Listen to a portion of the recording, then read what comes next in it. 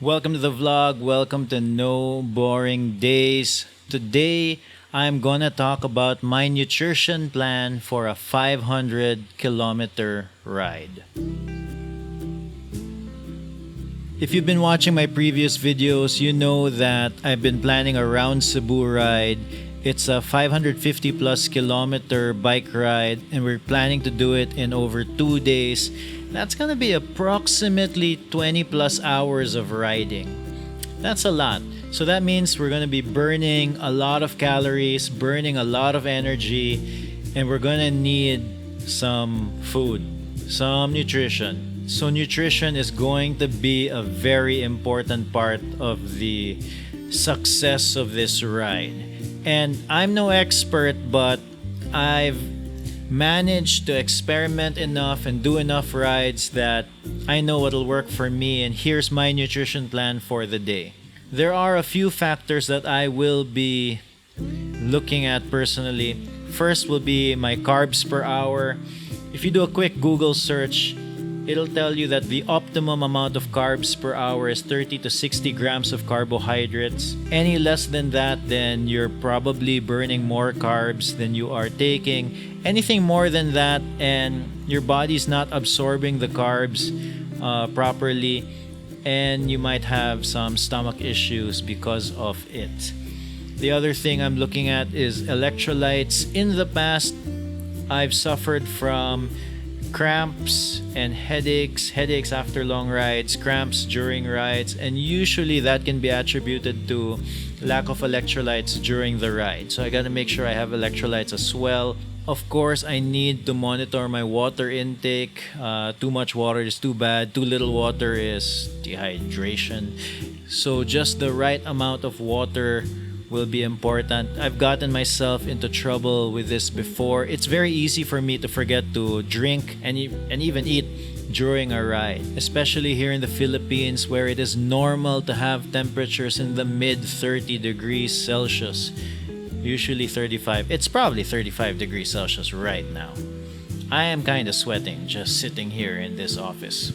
The other thing that I'm keeping track of is I need to make sure I get enough recovery after the ride.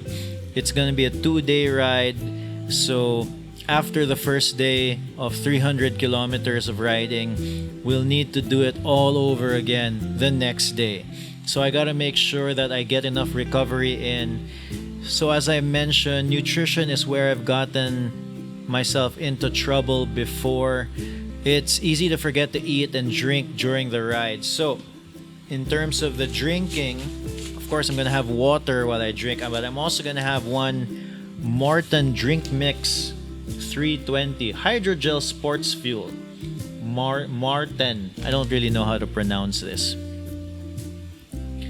But anyway, I'm going to have this. This is a carbohydrate drink. I'm gonna have one per 2 to 3 hours. That's probably about 5 per day. It's unlikely that I'm gonna go through 5. Part of the plan is we're gonna have stops, and in every stop I'm gonna have a drink and food. So this is just to supplement all of that, because on the bike this is what I'll be drinking along with water.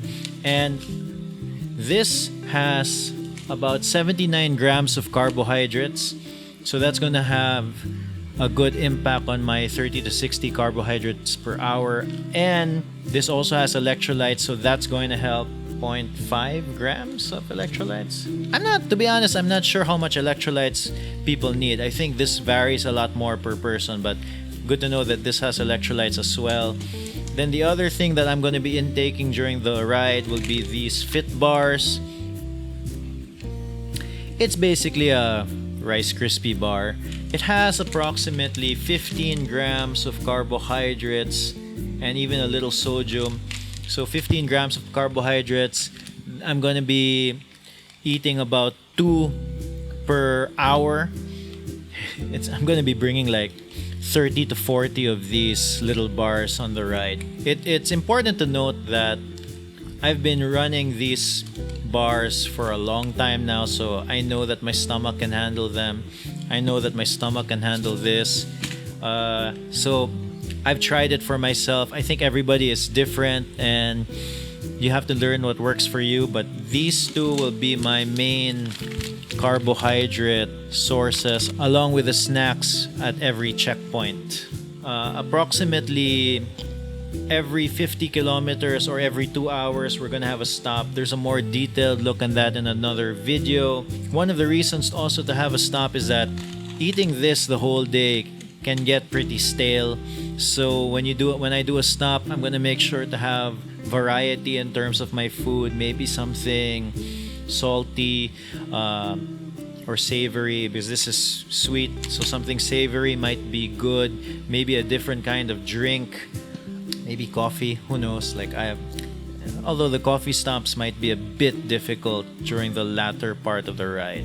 We have one good coffee stop in the beginning, but that's it. Then lastly, I'll probably be drinking this before and after the ride, Bix Hydration. The Bix Hydration replaces all the essential vitamins and minerals and electrolytes that are lost during exercise. So I'm gonna do this before and after the ride, just top up on the minerals and vitamins before, and then after the ride, I'm gonna be feeling pretty depleted, so I'm gonna need this as well. And then I've been using this for more than a year now, I think, and I've been feeling pretty good with it. So this is gonna help quite a bit, and also makes the water taste pretty good. So just in case I get tired of just drinking stale water, I might pop this in during a ride as well, just to give a different taste, and at least it's giving me some extra vitamins and minerals. I gotta give a huge shout out to Focus Recovery for supplying everybody doing the ride with Bix Hydration. Thank you, Terrence from Focus Recovery, for giving us some Bix. So that's about it. I'm not going to be doing any gels. I just haven't practiced with gels all that often, and we're not really racing. The thing with gels is that you're really paying for the packaging a lot of the times also, because they're easy to tear while you're on the bike. We're not racing. We're going to be going at a moderate pace, so I'm not doing any gels. I don't feel like I'll need it. Let me know in the comments if there's something that I've missed, or if there's something that I can improve upon. And also, if you have any questions, feel free to post in the comments. I reply to everybody. Usually takes me a couple of days to reply, but I reply pretty much to everybody. I mean, until the comment section goes crazy. So far, it's been pretty manageable. Alright, no boring days. Please subscribe.